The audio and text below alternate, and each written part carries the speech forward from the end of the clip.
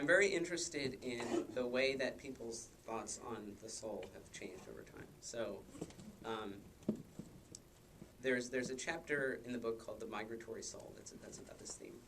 And it starts with,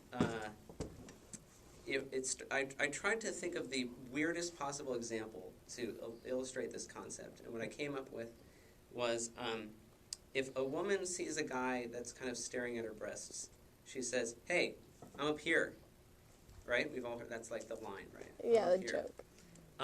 Well, that to me is like a very philosophically profound statement. I'm up here, right? We say that because we have all this information about what the brain does, that we come to identify like our psychology with this part of our body. The ancient Egyptians thought that the brain did nothing but regulate the temperature of the body, and they thought it was completely useless. And they regarded intelligence to reside in the chest. So, you know, it's sort of an amusing thought to imagine someone being like, "Hey, like, I'm down here." And so, you know, I'm very intrigued with the way that the soul has, like, literally kind of moved around in the body.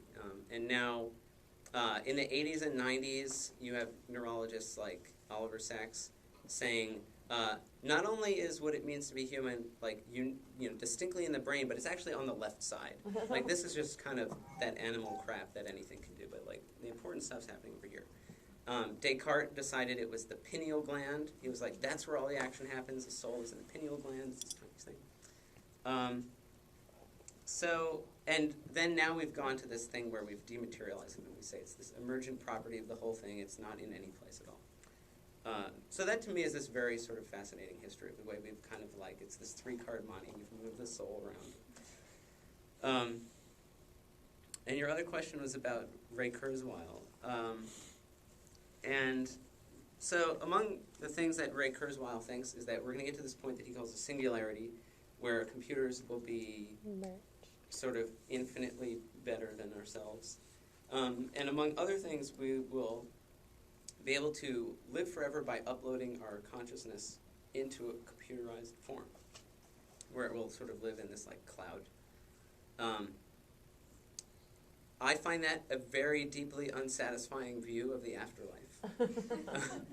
And I think, you know, Kurzweil is essentially making the same mistake that I accused Descartes of making, which is Descartes famously, you know, doubts whether he actually has a body or not. And so he comes up with the most famous sentence of philosophy, "I think, therefore I am."